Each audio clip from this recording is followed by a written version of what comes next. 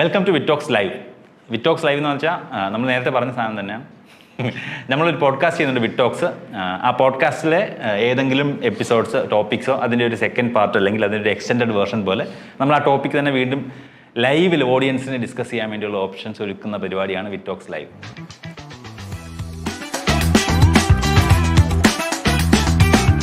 So നമ്മൾ ഇന്ന് discuss ചെയ്യാൻ പോകുന്നത് പൊതുവെ മലയാള സിനിമകൾ. നമ്മൾ അന്ന് ഹിന്ദി സിനിമയെ പറ്റി ഡിസ്കസ് ചെയ്ത്, പിന്നെ ജനറൽ സിനിമയെ പറ്റി. ഇപ്പോൾ നമുക്ക് മലയാള സിനിമയ്ക്ക് ഫോക്കസ് ചെയ്ത് മലയാള സിനിമ നമ്മുടെ എക്സ്പീരിയൻസസ്, കുറച്ച് ഓർമ്മകൾ, മലയാള സിനിമയുടെ ഈ പറയുന്ന ഒരു നമുക്ക് മറ്റുള്ള ഭാഷയിൽ ഒരു ഇതുണ്ടല്ലോ, മലയാള സിനിമ കിടിലമാണ്, അങ്ങനെയുള്ള വിഷയങ്ങൾ, പിന്നെ പൊളിറ്റിക്കൽ കറക്റ്റ്നസ്, ഇങ്ങനെയുള്ള വിഷയങ്ങൾ ഡിസ്കസ് ചെയ്യാനാണ് വിചാരിക്കുന്നത്.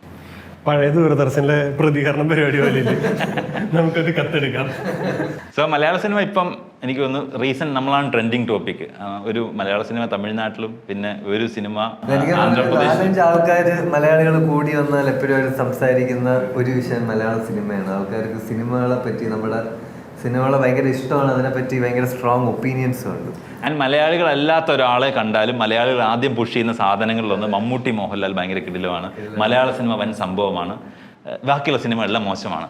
അങ്ങനെ ഒരു നിങ്ങൾക്ക് തോന്നിയിട്ടില്ല? അങ്ങനെ ഒരു സംഭവം മലയാളികൾ പുഷ് ചെയ്യാറുണ്ട്, നമ്മൾ സ്ഥിരം കാണുന്നതാണ്, ഹോസ്റ്റലിലുള്ളവർക്ക് എല്ലാവർക്കും. അതെ, നമ്മളിപ്പോൾ ഒരു തെലുങ്കുകാരും നമ്മൾ ആന്ധ്രക്കാരും നമ്മളൊന്നും കണ്ട ഒരിക്കലും അങ്ങയുടെ പടം കണ്ടെന്ന് പ്രതീക്ഷിക്കാമല്ലോ. പക്ഷെ നമ്മളൊരു ആന്ധ്രക്കാരനെ കാണുവാണെങ്കിൽ പുള്ളി ചാർലിയോ അല്ലെങ്കിൽ ബാംഗ്ലൂർ ഡേയ്സോ പ്രേമോ കണ്ടിട്ടുണ്ട്, അല്ലെങ്കിൽ കുമ്പളങ്ങി നൈറ്റ്സ് കണ്ടിട്ടുണ്ട്, നമ്മൾ എക്സ്പെക്ട് ചെയ്യും. നമ്മൾ എന്നിട്ട് അത് ഇപ്പൊ തുടങ്ങിയ ട്രെൻഡിലെന്ന് പറയാൻ നമ്മൾ ഇത്രയാവും കണ്ടാണെന്ന് പറയുമ്പോൾ നമ്മൾ പറയും നിങ്ങൾ ദശരഥം കണ്ടിട്ടുണ്ടോ, അതിൽ മോഹൻലാലിന്റെ വെല്ല അഭിനയിക്കുന്ന കണ്ടിട്ടുണ്ടോ, ഇല്ലെങ്കിൽ നിങ്ങൾ ജീവിതം വേസ്റ്റ് ആണെന്ന് പറഞ്ഞ് നമ്മൾ അവനെ അടിച്ചു താത്തുകളെ. നമ്മൾ ദുബായിൽ മറ്റേ ഒരു പാകിസ്ഥാനി ഒരു കാർ ഡ്രൈവർ നമ്മളോട് ഫഹദ് ഫാസിലിനെ അറിയാമെന്ന് പറഞ്ഞു. ഫഹദ് ഫാസിലിനെ അറിയാമെന്ന് പുള്ളി ഭയങ്കര കിടിലാന്നൊക്കെ പറഞ്ഞു. നെറ്റ്ഫ്ലിക്സ് അങ്ങനെയുള്ള OTT വന്നത്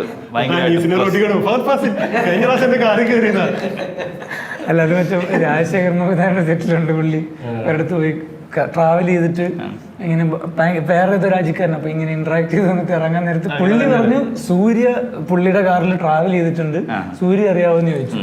അപ്പോഴൊന്നും അറിയാലോ, സൗത്ത് ഇന്ത്യയിലെ ഭയങ്കര ഫേമസ് ആക്ടർ അല്ലേ എന്നൊക്കെ പറഞ്ഞു. സൂര്യന്റെ കാറിലാണ് ട്രാവൽ ചെയ്ത് എവിടെ നമ്മൾ സംസാരിച്ച് ഒരു റൈഡ് പോയി, അങ്ങനെ ഇഷ്ടമായി, ഡ്രൈവ് പോയി ഇഷ്ടമായി.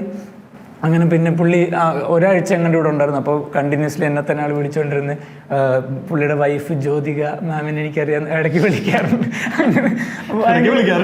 ഇടയ്ക്ക് മെസ്സേജ് അയക്കാറുണ്ട്, ഇപ്പോഴും കോണ്ടാക്റ്റിലുണ്ടെന്നൊക്കെ പറഞ്ഞു ഇയാളോട്, ഈ ഡ്രൈവർ. അപ്പോൾ പുള്ളി ഭയങ്കരമായിട്ട് സൂര്യ ഒരു ഇതെവിടെ ഭയങ്കര ഒരുപാട് വേറെ ഏതോ ഒരു സ്ഥലത്താണ്, വേറെ രാജ്യത്താണ്. അപ്പോൾ ഒട്ടും പ്രതീക്ഷിക്കാതെ. അപ്പം അങ്ങനെ ഉള്ളൊരു താഴെണ്ടായിരിക്കാം സൂര്യ അങ്ങനെ ചെയ്തതെന്ന് നോക്കി പുള്ളി മനസ്സിൽ വിചാരിക്കുന്നുണ്ട്. അവസാനം തന്നെടുത്ത് പുള്ളി വന്നെടുത്ത ഫോട്ടോ കാണിക്കാന്ന് പറഞ്ഞു. ഓർമ്മയ്ക്ക് ഫോട്ടോ അടിച്ചപ്പോൾ ഏതോ ഒരുത്തൻ അവൻ പറ്റിച്ചിട്ട് പോയതാ. പുള്ളി ആ സൂര്യൻ്റെ ഭാര്യ ചോദിക്കാൻ പുള്ളി ഇത്രയും വർഷമായിട്ട് വിശ്വസിച്ചേക്ക സൂര്യ വിചാരിച്ചിട്ടുണ്ടാവാം. ഇവിടെ ആർക്കെങ്കിലും ഏതെങ്കിലും സിനിമാക്കാരെ പേഴ്സണലി അറിയാമോ? എനിക്ക് ഇൻഡസ്ട്രിയിൽ ഒരാളെ അറിയും, ജോൺ ജോ. എന്നെ ഇൻഡസ്ട്രിക്ക് അറിയില്ല. പ്രശ്നം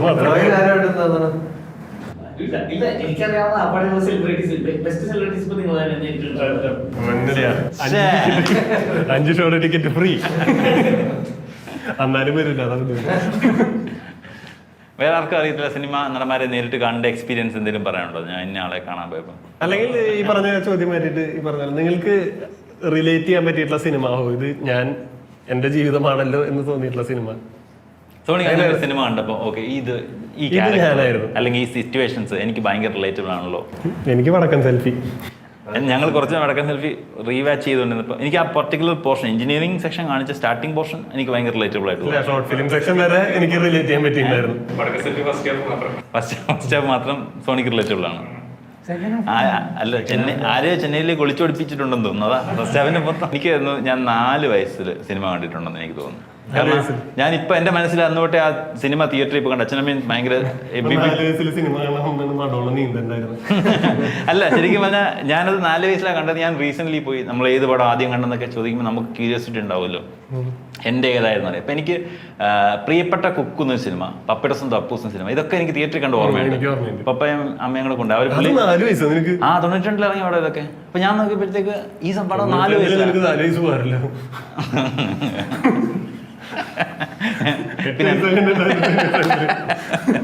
92 ഈ പ്രിയപ്പെട്ട കുക്കു, പപ്പടസന്ത അപ്പൂസ്, നാടോടി, ഇതൊക്കെ കണ്ടിട്ട് ഓർമ്മയുണ്ട്. എനിക്ക് മമ്മൂട്ടി മോഹൻലാലും മനസ്സിൽ കയറിയത് ശരിക്കും ഭയങ്കരമായിട്ട് അത്ര ഏജിൽ തന്നെ എനിക്ക് തോന്നുന്നു. അവർ കണ്ട അവരുടെ ക്യാരക്ടേഴ്സൊക്കെ പണ്ട് ഭയങ്കര. ആൻഡ് പ്രിയപ്പെട്ട കുക്കു, പപ്പടസന്ത അപ്പൂസ് ഇതൊക്കെ കുട്ടികളുടെ ഇതാണ്. നാടോടിയും ശരിക്കും ഒരു കുട്ടിയുടെ തന്നെ എനിക്കൊന്ന്. അപ്പം എനിക്കൊന്ന് അതുകൊണ്ടായിരിക്കും പെട്ടെന്ന് കണക്ട്. ആ വർഷം ചിലപ്പോൾ എല്ലാ സിനിമയും അവർ കണ്ടിട്ടുണ്ടാകും. കാരണം ഭയങ്കര സിനിമാ പ്രാന്തരാണ് ഫാദർ. അമ്മയ്ക്ക് ഭയങ്കര ഇഷ്ടമാണ്. അമ്മ ഇപ്പോഴും അല്ലെന്ന് ആ പുള്ളി ഒറ്റയ്ക്ക് പോയി കാണാറുണ്ട്. ഞങ്ങളെ വിളിക്കാതെ പുള്ളി പടം കാണാൻ പോകുന്നുണ്ട്. പക്ഷെ ഇടയ്ക്ക് ഇത് ഫാമിലിയും കൊണ്ട് പോകാറുണ്ട്. അമ്മയ്ക്ക് ഇഷ്ടമാണ്. കാരണം അമ്മ ഇപ്പോഴും OTT സിനിമ എന്നും രാത്രി സിനിമ കാണുന്നൊരു വീട്ടമ്മയാണ് അമ്മ. അപ്പം ഈ 3 പടങ്ങൾ എനിക്ക് വ്യക്തമായിട്ട് ഓർമ്മയുണ്ട് ഞാൻ തിയേറ്ററിൽ കണ്ടതാണ്. എനിക്ക് സിനിമകളിൽ ഞാൻ 2014 ബിടെക് തീർത്തപ്പം എനിക്ക് പ്ലേസ്മെന്റ് കിട്ടിയ ബോഷ് എന്ന് പറഞ്ഞൊരു കമ്പനിയിലാണ്. അപ്പൊ ബോഷില് നല്ല മാർക്കുള്ളവരെ അവര് ബാംഗ്ലൂരില് നല്ല മാർക്കുള്ളവര് അവര് ബാംഗ്ലൂരിലും കുറവ് മാർക്കുള്ളവരെ അവര് നാഷിക്കില് ഫാക്ടറിയിലുമാണ് കൊണ്ടുപോയിടുന്നത്. അപ്പൊ എനിക്ക് മാർക്ക് കുറവായിരുന്നു. അപ്പൊ എനിക്ക് നാശി കിട്ടാനായിരുന്നു കൂടുതൽ ചാൻസ്. പക്ഷെ ആ ഒരു ജൂണിലാണ് ബാംഗ്ലൂർ ഡേയ്സ് ഇറങ്ങണം. അപ്പൊ അതില് ഡിവിഡ് ബോഡി മറ്റേ കുട്ടനായിട്ട് ബാംഗ്ലൂർ പോകണ എനിക്ക് ഭയങ്കര റിലേറ്റബിൾ ആയിരുന്നു. അപ്പൊ എനിക്ക് അങ്ങനെ ബാംഗ്ലൂർ ഡേയ്സ് കണ്ട് എന്റെ ഭയങ്കര ആഗ്രഹമായിരുന്നു, ബാംഗ്ലൂർ പോണേ ബാംഗ്ലൂർ തന്നെ കിട്ടി. അവസാനം എനിക്ക് ബാംഗ്ലൂർ കിട്ടിയപ്പോ ലൈഫല്ല. എന്നിട്ട് കുട്ടനെ കിട്ടിയതുപോലെ പാരീസ് ലക്ഷ്മിയെ കിട്ടിയായിരുന്നു. അതൊന്നും കിട്ടില്ല. പക്ഷെ ഞാൻ തുമ്പിപ്പെണ്ണെ കേട്ടോണ്ട് കിടക്കുമായിരുന്നു. ആ ഫോറം മോളിന്റെ എലിവേറ്ററിൽ ഇങ്ങനെ മുകളിൽ താഴെ ഇറങ്ങിക്കൊണ്ടിരിക്കുകയാണ്. എന്നെ ആരും അന്താക്ഷരി കളിക്കാൻ വിളിച്ചില്ല. ഈ വൈഡ് റിലീസിങ് വന്നതിന്റെ പ്ലസ് എന്ന് പറഞ്ഞാൽ ഇങ്ങനെ റീമേക്കുകൾ പോകേണ്ട കാര്യമില്ല. മഞ്ഞുമൽ ബോയ്സിന് ഇപ്പൊ റീമേക്ക് ചെയ്യേണ്ട കാര്യമില്ല. ഓൾറെഡി അത് സൗത്ത് ഇന്ത്യ മൊത്തം ഹിറ്റാണ്. പിന്നെ റീമേക്ക് ആയിരിക്കും. 3 Idiots നല്ലൊരു റീമേക്ക്. നമ്മളത് ഹിന്ദി കാണത്തില്ലല്ലേ, പ്രത്യേകിച്ച് തമിഴ്നാട്ടുകാർ കാണത്തില്ല എന്നുള്ള ധൈര്യത്തിലാണ് പുള്ളി ചെയ്തത്. നല്ലൊരു ഹിറ്റാണ് വിജയ്. പക്ഷെ വിജയുടെ ഇക്വേഷൻ പടം ഹിറ്റായതുപോലെ ഹിറ്റായിട്ടില്ല. അതുകൊണ്ട് എനിക്കൊന്ന് ഇവര് നീ പറഞ്ഞാൽ അവരെന്തിനാണ് അതങ്ങനെ പിടിക്കുന്നത് വെച്ചാൽ അവരുടെ ഫാൻസ് ഭയങ്കര ഇമ്പോർട്ടന്റ് ബിസിനസ് ആണ്. ഈ നായകൻ നന്മ കാണിക്കണം എന്നുള്ളൊരു സാധനം പറഞ്ഞതും ഈ ഫാൻസിന് വേണ്ടിയിട്ടുള്ളതാണല്ലോ ജസ്റ്റിഫിക്കേഷൻ. അതായത് അല്ല, അതിന്റെ ഫസ്റ്റ് വീക്ക് ഓഡിയൻസ് എന്ന് പറഞ്ഞ ഫാൻസ് ആണ്. നമ്മൾ ഉദ്ദേശിക്കുന്നതല്ല വിജയുടെ ഒക്കെ ഫാൻസ് എന്ന് പറയുന്നത്. അവരാണ് ഫസ്റ്റ് ആ കാറ്റപ്പുൾട്ട് ചെയ്ത പടത്തിനെ മുന്നോട്ട് നയിക്കേണ്ടത്. അപ്പം നമുക്ക് സോണിയ പോലെ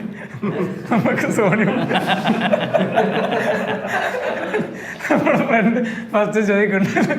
എല്ലാം ചോദിക്കും. ഫസ്റ്റ് ഫ്രണ്ടിൽ തന്നെ ഉണ്ട് നമ്മുടെ സോണി എല്ലാം ചോദിക്കുമ്പോ പേപ്പർ കീറിക്കൊണ്ടാ വരുന്നത്.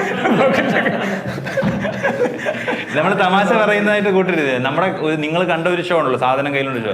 അതുപോലെ നമ്മുടെ ആരാണ് സന്തോഷം ആഗ്രഹിക്കുന്നത് പുതിയ ഷോ സോണി 2 തവണ 3 തവണ കണ്ടിട്ടുണ്ട് അല്ലേ? 2 തവണ കണ്ടിട്ടുണ്ട്. നമ്മുടെ സ്റ്റാൻഡപ്പ് ഷോ കൊച്ചിയിൽ 2 തവണ കാണുന്ന ആളെന്ന് വലിയ സംഭവമാണ്. ഞാൻ ഇടയ്ക്ക് സെറ്റ് ചെയ്യുമ്പോൾ സാധാരണ മറ്റേ ഷോ ചെയ്യുമ്പോൾ കണ്ടന്റ് ചെയ്യുന്ന ഷോ ചെയ്യുമ്പോഴത്തേക്കും ഇടയ്ക്ക് മറന്നു പോകുമ്പോൾ ഇവിടുന്ന് ഇവരോട് ക്ലൂ ഒക്കെ ചോദിക്കും ബാക്കി. പിന്നെ സ്ഥിരം പുള്ളി ഇവിടെ തന്നെ ഉണ്ടല്ലോ മറ്റേ ഇന്ന് മറ്റേത് മറന്നു ഇല്ലേ എന്നൊക്കെ ചോദിക്കാൻ പറയാൻ വിട്ടു. അല്ല, പിന്നെ ഇതൊരു സ്ക്രീൻ പോലെ അല്ല. ഇപ്പൊ ശരിക്കും പറഞ്ഞാൽ വിജയെ കാണുന്നവരുടെയൊക്കെ വിചാരം വിജയ് നമ്മുടെ അണ്ണനാണെന്നാണ് വിജയ് കാണുന്നത്. കാരണം അവർ അത്രയും ജീവൻ കൊടുത്ത് നിൽക്കുന്നത് ശരിക്കും അവരുടെ വിചാരം വിജയ് അവരുടെ അണ്ണനാണെന്നാണ്. വിജയ്ക്ക് അവരെ അറിയത്തില്ലെന്നേ ഉള്ളൂ. പക്ഷെ ഇതങ്ങനല്ല. ഇവിടെ സ്ക്രീനില്ല. സോണി നമ്മളെ കാണുന്നത് നമ്മൾ സോണിയെ കാണുന്നുണ്ട്. സോണി നമുക്ക് എത്ര കാര്യമാണ്. സോണിയാണ് അണ്ണൻ, നമ്മളില്ല. നിങ്ങളാരും വല്ല ഫാൻസ് ആണോ ഭയങ്കര സോണി ഫാൻസ് ആയതുപോലെ അല്ല. ജനറലി ഇപ്പൊ നമ്മൾ മൂവി ഞാൻ മമ്മൂട്ടി ഫാനാണ്, മോഹൻലാൽ ഫാൻ, അങ്ങനെ ഒരു ഫാനാണെന്ന് വിചാരിക്കുന്നുണ്ടോ അല്ലെങ്കിൽ പറയാറുണ്ടോ? അങ്ങനെ ഏതെങ്കിലും സിനിമ അങ്ങനെ ഭയങ്കരമായിട്ട് ഇഷ്ടം, അത്യധികം ഭയങ്കര ഇഷ്ടമാണ്. അന്നും ഇന്നും അങ്ങനെ ഉണ്ടോ? ഇപ്പൊ ഇതിന് കുറച്ച് പറഞ്ഞില്ലേ, കുറച്ച് കുറഞ്ഞിട്ടില്ലേ? അല്ല, കുറെ ആൾക്കാർ കൺവേർട്ട് ആയി. ഞാൻ പണ്ട് ഭയങ്കര മോഹൻലാൽ ഫാനായിരുന്നു എന്നൊക്കെ ആൾക്കാർ പറയാറുണ്ട്. അങ്ങനെ ഇല്ല ഇല്ല, പുള്ളിയുടെ ഫാൻ അന്നും പുള്ളി ഇഷ്ടമായിരുന്നു, ഇപ്പോഴും ഇഷ്ടമാണ്. അല്ല അതിലെനിക്കുള്ളത് ഒരാള് നല്ല ക്യാരക്ടേഴ്സ് ചെയ്ത് വെച്ചു നമ്മൾ അയാളെ ഇഷ്ടപ്പെട്ട അതിന്റെ പേരിലാണ്. ഇപ്പൊ അയാൾക്കൊരു സെറ്റ് ബാക്ക് ഉണ്ടാകുമ്പോൾ നമ്മൾ അയാളെ അടിക്കുന്നത് നമ്മുടെ ഒരു ശീലമാണ്. ഇപ്പൊ ശരിക്കും ഇന്ത്യ അല്ല ഞാൻ ചോദിക്കുന്നത്, അത് നമ്മൾ പാടെ അടിക്കുന്നത്. ഇപ്പം ഓക്കെ അതെനിക്ക് ഇഷ്ടപ്പെട്ടില്ല എന്ന് പറയുന്നത് ഇവനൊക്കെ കഴിഞ്ഞു പോയി, നിർത്തണം, മോഹൻലാൽ നിർത്തണം എന്ന് പറയുന്ന ലെവൽ ഓഫ് നിർത്തണം എന്ന് പറയുന്നതല്ല. ആള് പണ്ട് കുറെ നല്ല സിനിമ ചെയ്തു വെച്ചിട്ടുണ്ടെന്ന് പറഞ്ഞ് ഇന്ന് ചെയ്യുന്നത് നമ്മുടെ അവസ്ഥയല്ലേ. ഇത് മോഹൻലാലിന്റെ പേരിട്ട് എന്തിനാ പറയുന്നത്? എമ്പുരാൻ 2 വെയിറ്റിംഗ് ആണോ? അല്ല എമ്പുരാൻ 2 അല്ല, എമ്പുരാൻ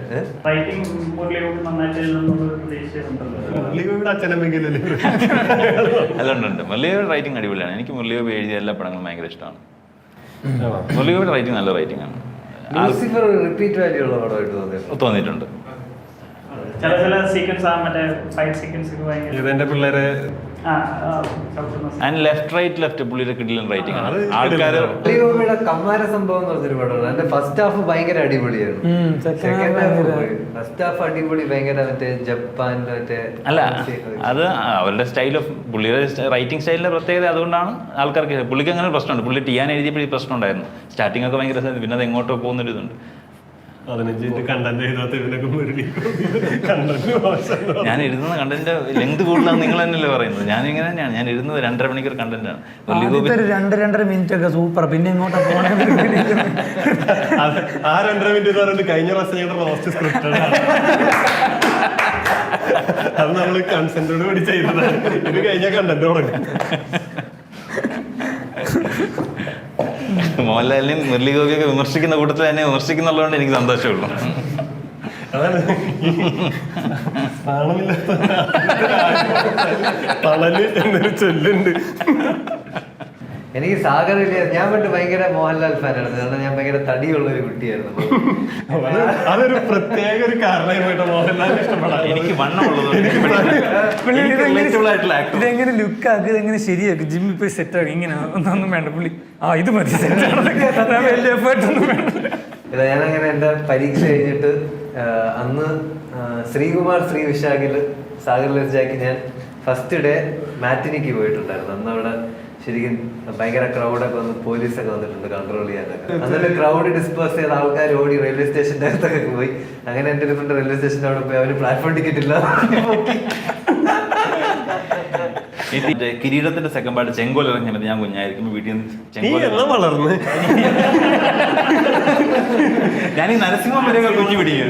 ഒരു സാഡ് പടമാണ് ചെങ്കോല് സാഡ് പടമായിരിക്കും. പക്ഷെ കിരീടത്തിന്റെ എഫക്റ്റും ഒരു സെക്കൻഡ് പാർട്ട് പടത്തിനൊക്കെ മാർക്കറ്റ് അല്ല ആകാശദൂത് 100 ദിവസം ഓടിയിട്ടുള്ള ഈ 2 പടവും കിരീടം ഞങ്ങൾ ഭയങ്കര സൂപ്പർ ഹിറ്റ് ആയിരുന്നു. അപ്പൊ ചെങ്കോല് കാണാൻ പോയിട്ട് അവിടെ ഭയങ്കര തിരക്കായിട്ട് ഫസ്റ്റ് ഡേ കാണാൻ പോയിട്ട് ഭയങ്കര തിരക്കായിട്ട് തിയേറ്ററിനകത്ത് കയറാൻ പറ്റാതെ ആൾക്കാർ തള്ളിയിട്ട് തിയേറ്ററിന്റെ ഫ്രണ്ടിലെ ചില്ല് വാതിൽ പൊളിയുന്നത് ഞാൻ ആദ്യമായിട്ടാണ് കാണുന്നത്. അങ്ങനെ അത് കണ്ടിട്ട് അവസാനം അപ്പൊ തിയേറ്റർ കണ്ടില്ലത്. ഞങ്ങൾ പേടിച്ച് തിരിച്ചു വന്നു. പിള്ളേരെ കൊണ്ട് കയറാൻ പറ്റാതെ ഞങ്ങളെ തിരിച്ചു. നിന്റെ കോളേജ് ടൈമിലൊക്കെ ബുക്കിംഗ് ആയിട്ടില്ലേ?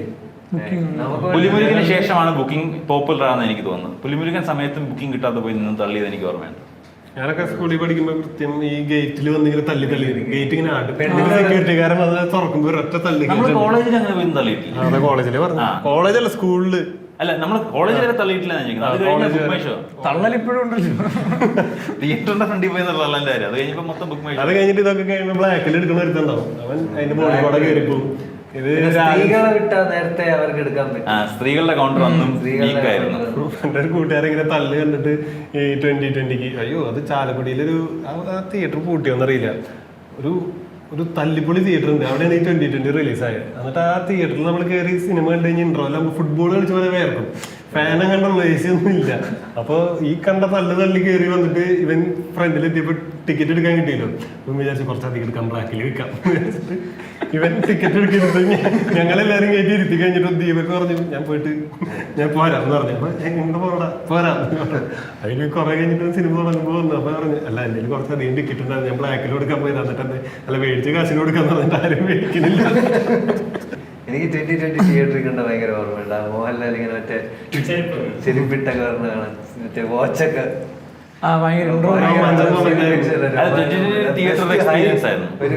ഒരു ഹൈ ആയിരുന്നു. ആ ഒരു പ്രായത്തില് ഞാൻ ജനിച്ച വടക്കായിരുന്നു.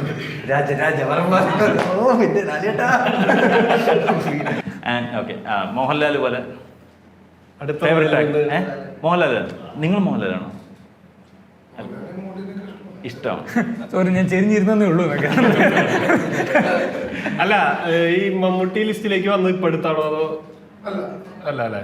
ഞാൻ നമുക്ക് എല്ലാവർക്കും അറിയാവുന്ന പോലെ മോഹൻലാൽ ഇപ്പോൾ ഈ ഒരു ബോൺ ആക്ടർ എന്നുള്ള നിലയ്ക്ക് പുള്ളി അഭിനയം പഠിക്കാൻ കഷ്ടപ്പെട്ടായിട്ട് നമ്മൾ കേട്ടിട്ടില്ല. മമ്മൂട്ടി പക്ഷേ വളരെ ബുദ്ധിമുട്ടി കോഴിക്കോട് പ്രാക്ടീസ് ചെയ്തിട്ടിരുന്ന ആളുടെ പാഷൻ കാരണം വന്നു. ആ പാഷൻ തന്നെയാണ് പുള്ളി ഇപ്പോഴും നിന്നുകൊണ്ടിരിക്കുന്നത്. നമ്മൾ പറഞ്ഞ പോലെ അപ്ഡേറ്റ് ആയി ഇപ്പോഴത്തെ മമ്മൂട്ടി ഭയങ്കര സൂപ്പറാണെന്ന് പറയുന്നത് അതൊരു പക്ഷേ ഭയങ്കര വലിയൊരു കാര്യമാണ്. എൻ്റെ അപ്പന് അതിനേക്കുള്ള പ്രായം കുറച്ച് വ്യത്യാസമുണ്ട്. പക്ഷെ അപ്പന് ഞാൻ മമ്മൂട്ടി എങ്ങനെ അപ്പനെങ്ങനെ ഇരിക്കുള്ളൂ, ആ വ്യത്യാസം ഉണ്ടല്ലോ. അപ്പോൾ അതങ്ങനെ അത്രയും വലിയ പുള്ളിയുടെ ഒരു ഡെഡിക്കേഷനും പാഷനും ഒരുപക്ഷെ അതാണ് കുറച്ചും കൂടെ നമ്മൾ നോക്കേണ്ടതെന്നാണ്. പുള്ളിയുടെ പ്രൊഫഷണൽ ആളുകളുടെ എഫേർട്ട് മറ്റേ ആളതെങ്ങനെ കയറി ചെയ്ത് പോയുള്ളൂ. അപ്പുറത്തെ എഫേർട്ട് ഉണ്ട്, പക്ഷെ പുള്ളിക്ക് അത് കുറെ കൂടെ നാച്ചുറൽ ആയിട്ട് വരുന്നു എന്നുള്ളത് ഒരു വശം. ഇതിന്റെ ഫ്രണ്ടിൽ നിന്ന് അപ്പൊ തിരിച്ചു വെച്ചാൽ ദുൽഖർ എങ്ങനെ ഇരിക്കുന്നു, നീ എങ്ങനെ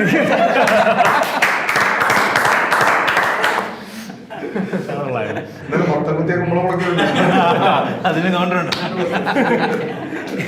ഞാൻ അങ്ങനെ മോഹൻലാലിന്റെ ഫാൻ എന്നുള്ള പോലെ എനിക്ക് ഇഷ്ടമുള്ള നടൻ എന്ന് വെച്ച് കഴിഞ്ഞാൽ മോഹൻലാൽ തന്നെയാണ്. ചെറുതില് തുടങ്ങി ഞാൻ പറയുന്നത് മോഹൻലാൽ. ഒരു മോഹൻലാൽ മമ്മൂട്ടി ഒരു കാരണമില്ലാത്ത ഒരു അടി ഉണ്ടായിരുന്നു അല്ലേ? അവർക്ക് പോലും അറിയാത്ത അല്ലേ?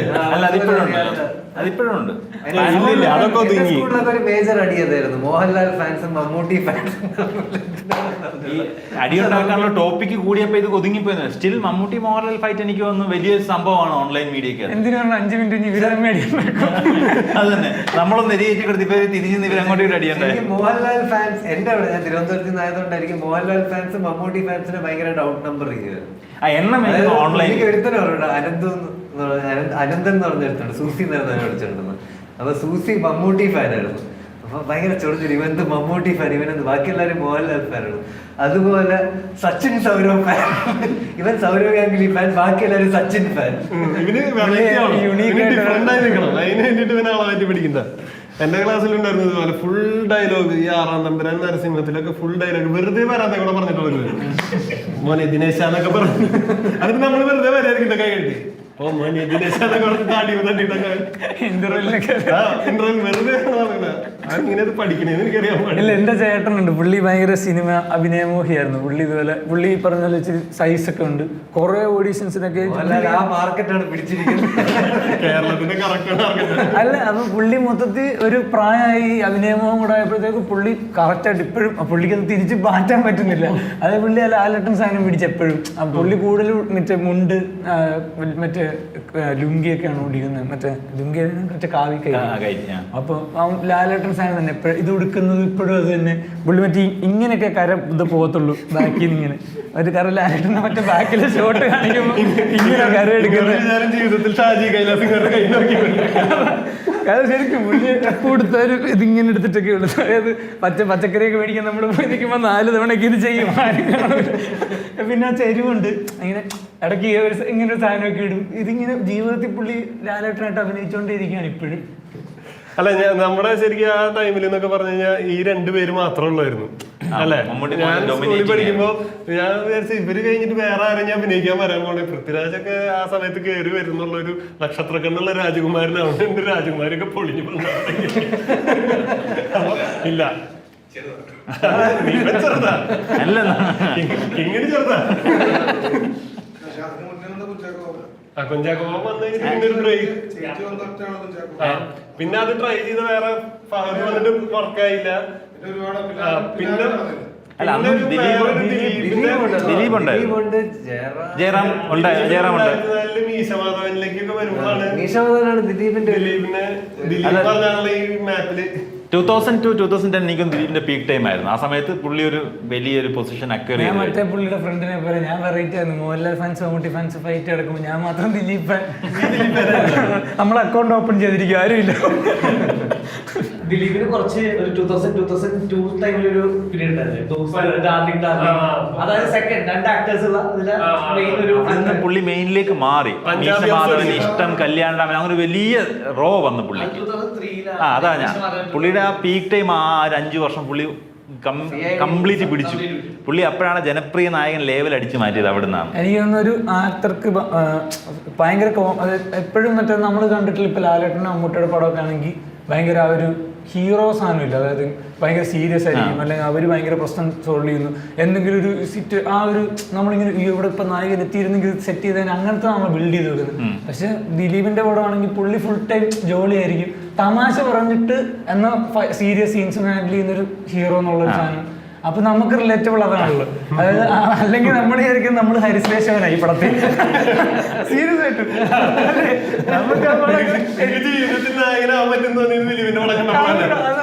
നരസിംഹനെ കൊണ്ട് പറ്റില്ല ബ്രോ. എന്റെ മറ്റേ ഫസ്റ്റ് ജഡ്ജിന് ഭയങ്കര പൊട്ടയായിരുന്നു. അതായത് എനിക്ക് ഏറ്റവും അമ്മ ഭയങ്കര മമ്മൂക്ക ഫാനായിരുന്നു. അപ്പൊ അമ്മ ഇത് പറയും, പക്ഷെ അച്ഛൻ കുറച്ചുകൂടെ ലാലേട്ടൻ ഫാനാണെന്ന്. അപ്പൊ നമുക്ക് ഇത് തന്നെ വീട്ടില് അത് ഈ നേരത്തെ പറഞ്ഞ സാധനല്ലേ, വീട്ടില് അമ്മ ആരുടെ ഫാനാണ് അതിന്റെ ഓപ്പോസിറ്റ് ആയിരിക്കും അച്ഛൻ. ഉറപ്പാ എന്റെ അപ്പന് മോഹൻലാലിന് ഇഷ്ടമല്ല, അമ്മയ്ക്ക് മോഹൻലാലിന് ഇഷ്ടമാണ്. ആ ഒരു കാരണം കൊണ്ടാണ് എനിക്ക് തോന്നുന്നത്. ഇല്ലില്ല, സംഭവം തിരിച്ചാട്ടോ. അതായത് അമ്മയ്ക്കും ലാലേട്ടനെ ഇഷ്ടം, അച്ഛനും അമ്മൂക്കാണ് ഇഷ്ടം. സംഭവം ഇപ്പം എനിക്കിത് കൺഫ്യൂഷൻ, ഇത് ആരോടെ നിൽക്കണം എന്നുള്ളത്. അപ്പൊ ഇതിങ്ങനെ പറഞ്ഞു തന്നപ്പോൾ ഞാൻ ഇതുപോലെ നമ്മൾ ചോദിക്കുമല്ലോ ഇതുപോലെ എന്തുകൊണ്ടാണ് ഇഷ്ടം എന്നുള്ള അല്ല ഇഷ്ടം അല്ലാത്തെന്നുള്ള സാധനത്തിൽ എന്നോട് അമ്മ പറഞ്ഞു മമ്മൂക്ക് ഭയങ്കര ജാടയാണെന്ന് കേട്ടിട്ടുണ്ടോ. അപ്പൊ ഞാൻ ഓഹോ അത് വേണ്ട, ജാട നമ്മൾ സഹിക്കില്ല, അത് നമുക്ക് വേണ്ട. അപ്പൊ എനിക്ക് ഈ പുള്ളി ഇഷ്ടമല്ല. അങ്ങനെയാണ് ഞാൻ ലാലേട്ടൻ ഫാൻ ആവുന്നത് ആദ്യം. പിന്നെ കുറച്ചാൾ കഴിഞ്ഞപ്പോൾ എനിക്ക് മനസ്സിലായി ഇതിൽ. അപ്പൊ ഈ പറഞ്ഞ പോലെ ദിലീപിലോട്ട് മാറി. പിന്നെ നമ്മൾ അപ്പോഴാണല്ലോ നമ്മുടെ സാധനങ്ങൾ ശ്രദ്ധിക്കാൻ തുടങ്ങുന്ന പരിപാടിക്ക്.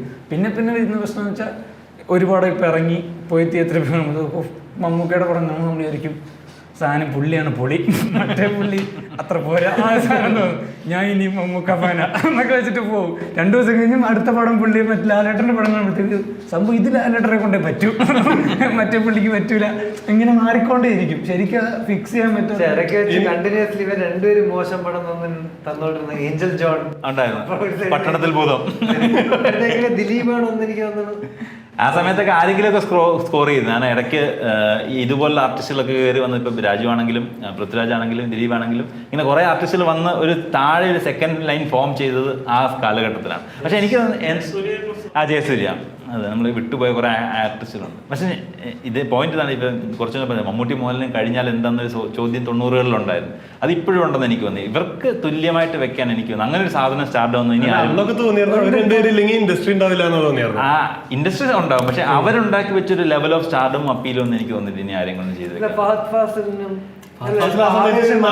ഭയങ്കര വെയിറ്റഡ് സിനിമയല്ലേ. എനിക്ക് ഏറ്റവും കൂടുതൽ ഇപ്പൊ തന്നെ ആടുജീവിതം, അതായത് അവർക്ക് നമുക്ക് മമ്മൂട്ടി മോഹൻലാലിനെയും ഒരു സാധനം ഉണ്ടല്ലോ. ഇപ്പൊ ഇൻഡസ്ട്രിയിൽ ഏറ്റവും കൂടുതൽ നിൽക്കുന്ന കളക്ഷനുള്ള പടം ഇവരുടെ രണ്ടുപേരുടെ അല്ല. 2018 മഞ്ഞുമൽ ബോയ്സ് ആണുള്ളത്. പക്ഷെ അതല്ല ഞാൻ പറയുന്നത്. അത് തന്നെ അല്ല, അവിടെയും രജനി കമലിന്റെ ലെവലിലേക്കല്ല വിജയ് അജിത്തിനെ ആൾക്കാർ പ്ലേസ് ചെയ്യുന്നത്. വിജയ് അജിത്ത് അതിന്റെ താഴെ വരത്തുള്ളൂ. എങ്ങനെ നോക്കിയാൽ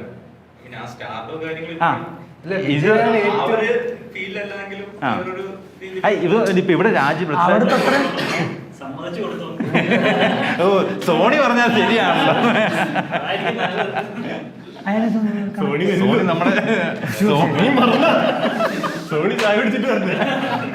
നാളെ സോണി ചായ പിടിച്ചിട്ട് വരേണ്ട പരിപാടി. എനിക്കത് സിനിമയേക്കാൾ കൂടുതൽ പോപ്പ് മ്യൂസിക്കിനൊക്കെ ഫാൻഡം ഭയങ്കര കൂടുതലാണ്. ഞാൻ ജാക്സന്റെ കേസ്, മൈക്കിൾ ജാക്സന്റെ കേസിലൊക്കെ അങ്ങൊരു ഭയങ്കര +2 സമയത്ത് ഒരു ഭയങ്കര മൈക്കിൾ ജാക്സൺ ഫാനിനോട് കഥ പറയുമായിരുന്നു. അത് ആൾക്കാരൊക്കെ മൈക്കിൾ ജാക്സൺ തൊട്ട് കഴിഞ്ഞാൽ മൈക്കിൾ ജാക്സൺ അവർ തൊട്ട് കഴിഞ്ഞാൽ നമ്മളിങ്ങനെ അടുത്തടുത്ത് ഇങ്ങനെ പോകുമല്ലോ. പാട്ടൊരു പുള്ളി വന്ന് തൊട്ട ആൾക്കാർ അവിടെ ഭാഗം ഇങ്ങനെ പൊതിഞ്ഞ് വെച്ചിട്ട് അത് പുള്ളി തൊട്ട ഓർമ്മയ്ക്ക് അങ്ങനെ വെക്കുന്നത്. അങ്ങനെ ലെവൽ ഓഫ് മാഡ്നസ് ഫാൻസ് അല്ല, കുളിക്കാതെ അവിടെ ആ ഭാഗം കിട്ടി. അങ്ങനെ അത്ര ലെവൽ ഓഫ് ഫാൻ എനിക്ക് തോന്നുന്നില്ല സിനിമാ നടന്മാർക്കൊന്നും ആ ലെവൽ ഫാൻസ് ഉണ്ടാവും തോന്നുന്നില്ല. മൈക്കിൾ ജാക്സൺ എന്ന് പറഞ്ഞ ലോകത്തിലെ ഏറ്റവും വലിയ സെലിബ്രിറ്റിയാണ്. ഈസ്റ്റർ കണ്ട ഏറ്റവും വലിയ സെലിബ്രിറ്റി മൈക്കിൾ ജാക്സൺ ആണ്. ഷർട്ട് നോക്കുമ്പോഴത്തേക്ക് ഇവിടെ കെട്ടി വെച്ചു. ഞാനൊക്കെ മൈക്കിൾ ജാക്സന്റെ പാട്ടായിട്ട് പിന്നീടാണ് ശരിയാണ് നമ്മുടെ ഈ സെലിബ്രിറ്റി എന്നുള്ള വാക്ക് വന്നിട്ട് എത്രതാണ് ഒരു ഹാർഡ്ലി 10-15 ഇയേഴ്സ് അന്ന് ആ പേര് പോലും അത്രയായിരിക്കും. പക്ഷെ ഇന്ന് നമ്മൾ നോക്കിയാൽ മൈക്കിൾ ജാക്സനൊക്കെ പോലെ സെലിബ്രിറ്റി മൈക്കിൾ ജാക്സൺ ഫസ്റ്റ് ഇന്ത്യയിൽ വന്നിട്ട് പ്രഭുദേവനെ കാണാൻ പറ്റിയില്ല.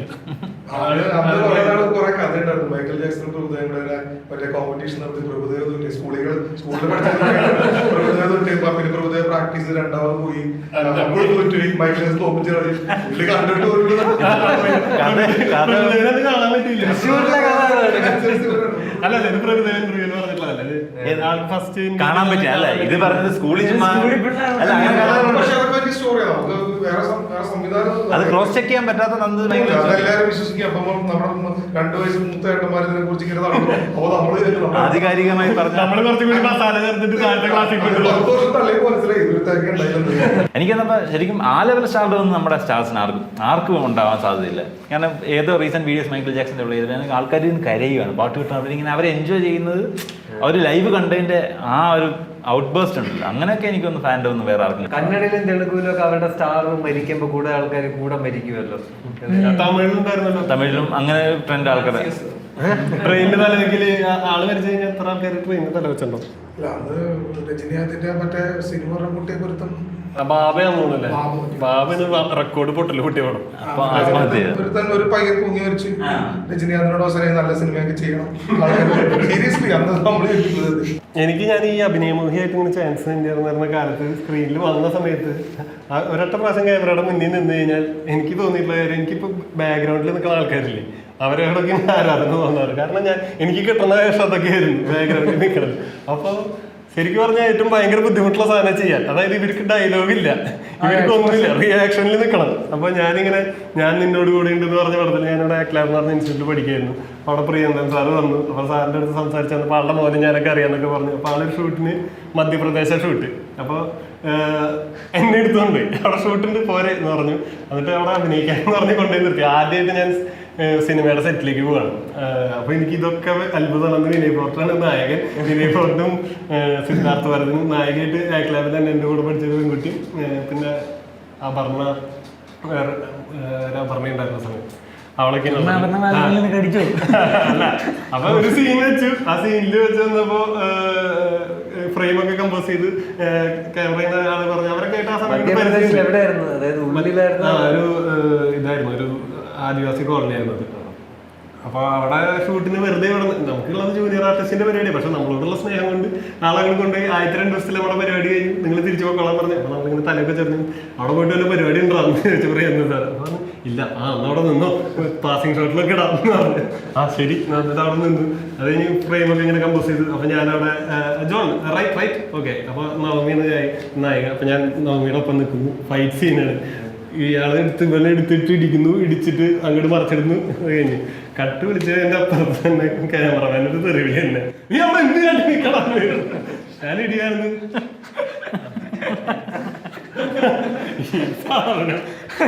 പാസിംഗ് ഷോട്ട് ഇപ്പൊ പാസ് ചെയ്യണം. അത് കഴിഞ്ഞപ്പോ അപ്പൊ എന്റെ കൈയും കാലൊക്കെ വറുത്ത് തുടങ്ങി. അപ്പൊ പിന്നെ പുറത്ത് ഇടിയൊക്കെ കൊണ്ടുപോയി കിടക്കണേ. അവര് പോയിട്ട് മോണിറ്ററിൽ പോയി നോക്കി കഴിഞ്ഞിട്ട് എന്റെ അടുത്ത് ഇങ്ങനെ കാര്യം അത് കഴിഞ്ഞ അടുത്ത ടേക്ക് വന്നപ്പോ മഴ ക്യാമറ ട്രാക്കിങ് എടുത്തു. അപ്പൊ ക്യാമറമാൻ ചേട്ടൻ നീ സജീവ് സാറാണ് ഞങ്ങളുടെ സാർ. സജീവേട്ടന്റെ ശിക്ഷ എന്നൊക്കെ ഇമാതിരി കാണിക്കാൻ പറഞ്ഞു. എനിക്കാണ് കുറ്റബോധം അടിച്ചിട്ട്.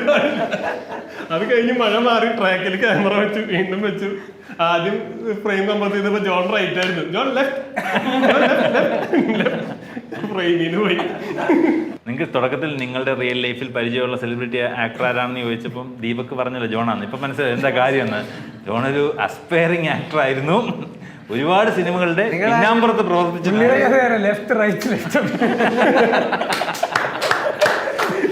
ഞാൻ എന്തെങ്കിലും സെന്ററിൽ വരും. ബ്രോ ഇത് അടുത്ത് വെച്ച് കണ്ടതിൽ ഏറ്റവും കിട്ടുന്ന സിനിമ ഭയങ്കര ഞാൻ ഇപ്പോ പ്രമേയം കണ്ടുവന്നേ ഉള്ളൂ. 4 മണിക്കത്തെ ഷോ ഇവിടെ. എങ്ങനെ ഉണ്ടായിരുന്നു പടം? നല്ല പടമാണ്. ഞാൻ ബ്ലാക്ക് ആൻഡ് വൈറ്റ് എക്സ്പീരിയൻസ് ചെയ്യണം എന്ന് വിചാരിച്ചുകൊണ്ട് എല്ലാവരും ആ എക്സ്പീരിയൻസ്. ഞാൻ ബ്രഹ്മയോഗം കണ്ടത് മധുരയില, വൈഫ് അവിടെയല്ല. അപ്പോൾ ഞാൻ നോക്കുമ്പോൾ അന്ന് രാത്രി 10 മണിയുടെ ഷോ ആണ്. ഞാൻ പറഞ്ഞു എനിക്ക് 10 മണി കഴിഞ്ഞാൽ ഉറക്കം വരുന്ന ഒരു പരിപാടി ഉള്ളതാണ്. ഉറങ്ങിപ്പോവും. അപ്പം ഞാൻ അത് ഫാസ്റ്റ് ഫില്ലിങ് ഹൗസ്ഫുൾ ആവാൻ പോവാണ് പടം. ടിക്കറ്റ് എടുത്തിട്ടുണ്ട്. അപ്പോൾ ഞാൻ വിചാരിച്ചപ്പോൾ ഇന്ന് തിയേറ്റർ നിറച്ച് മലയാളികളായിരിക്കും എന്നൊക്കെ വിചാരിച്ചു. പക്ഷേ അവിടെ ചെന്നപ്പോൾ കാണാൻ വന്നില്ല. അന്ന് അത് ഇത്ര ഹിറ്റ് ആവണുള്ളൂ. അവിടേക്കൊക്കെ എത്താവുന്ന റേഞ്ചിൽ എത്തണുള്ളൂ.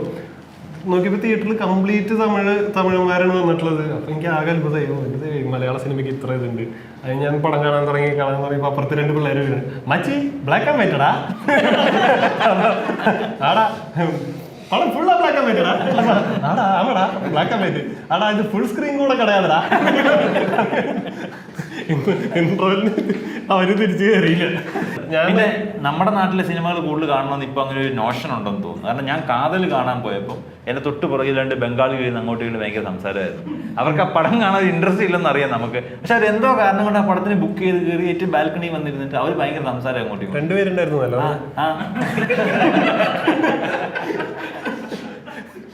കാതലല്ലേ? അല്ല, മലയാള സിനിമയ്ക്ക് ജനറലി നമുക്ക് അത്ര മലയാളി വേറെ ഒരു നോൺ മലയാളി സംസാരിക്കാൻ നമുക്ക് എങ്ങനെയെങ്കിലും ഡിസ്കസ് ഒന്ന് മലയാള സിനിമയിൽ എത്തിയിരുന്നെങ്കിൽ നമുക്ക് ഫാസ്റ്റ് അടുത്ത 3 പടത്തിന്റെ പേരും അറിയാം. നമ്മളത് കുറച്ച് ഓവർ പ്രൗഡാണ് ആ കാര്യത്തിൽ. നമ്മുടെ ഇൻഡസ്ട്രിയാണ് ഏറ്റവും ബിഗസ്റ്റ്. സത്യം പറഞ്ഞാൽ എല്ലാ ഇൻഡസ്ട്രിക്കും നല്ല സിനിമകളും നല്ല ആക്ടേഴ്സും ആർട്ടിസ്റ്റും ഉണ്ട്. പണ്ട് തൊട്ടേ നമ്മൾ കേട്ടോണ്ടിരുന്ന സാധനമാണ് ഹിന്ദി സിനിമാർക്ക് അഭിനയിക്കാൻ അറിയത്തില്ല, നമ്മൾ ഭയങ്കര കേട്ടില്ല. അഭിനയിക്കാൻ അറിയില്ല എന്നാരും പറഞ്ഞില്ല. അവരുടെ കഥകളും സിനിമകളും. പക്ഷെ അവിടെയും അടിപൊളി സിനിമകൾ വരുന്നുണ്ടായിരുന്നു. നമ്മൾ ഈ മെയിൻ സ്ട്രീം ഷാറൂഖ്, സൽമാൻ, അമീറിന്റെ പടങ്ങളെ വെച്ച് കമ്പയർ ചെയ്തിട്ടുണ്ട്. പക്ഷെ അന്നും പരേഷ് റാവൽ, നാനാ പട്ടേക്കർ അങ്ങനെ പറഞ്ഞ വലിയ സെറ്റ് ഓഫ് ആർട്ടിസ്റ്റുകൾ അവർക്കുണ്ട്, കിടിലം പെർഫോമേഴ്സ് ആയിട്ടുള്ളത്. അവിടെയും ചെറിയ സിനിമകൾ, നല്ല കണ്ടന്റ് ഉള്ള സിനിമകൾ വരാറുണ്ടായിരുന്നു. ഞാൻ കഴിഞ്ഞ ദിവസം ലാപ്പത്ത ലേഡീസ് എന്ന് പറഞ്ഞൊരു പടം കണ്ടാലും കണ്ടായിരുന്നു. എങ്ങനെയുണ്ട്? അടിപൊളി. അമീർ ഖാന്റെ വൈഫാണ് ഡയറക്ട് ചെയ്തേക്കുന്നത്. പുള്ളിക്കാരൻ്റെ സിനിമകളൊക്കെ ഭയങ്കര രസമാണ്. പുള്ളിക്കാരുടെ എനിക്കൊന്ന് പീപ്ലി ലൈവ് പുള്ളിക്കാരുടെ നല്ല സബ്ജക്റ്റ്, നല്ല കോണ്ടന്റ് ആയിട്ട് ചെയ്യുന്ന നല്ല പടം. സോ നമുക്ക് സിനിമ വൈൻഡപ്പ് ചെയ്യാം. നല്ലൊരു സമയം. നമ്മൾ ഉദ്ദേശിച്ചത് ഇത് വന്നോന്ന് നമുക്കറിയത്തില്ല. ഇത് പറഞ്ഞില്ല, രണ്ടാമത്തെ നമ്മുടെ വിറ്റോക്സ് ലൈവാണിത്. നമ്മൾ പൊളിറ്റിക്കൽ കറക്റ്റസിനെ പറ്റി ഒന്നും പറഞ്ഞില്ല. അത് അടുത്ത ആഴ്ച വരാമോ പ്ലീസ്? ഉറക്കം വരുന്നതാണ്. നമ്മൾ നമ്മുടെ വിറ്റോക്സ് ലൈവ് എൻജോയ് ചെയ്യുകയാണ്. So thanks for coming. Do support stand up comedy.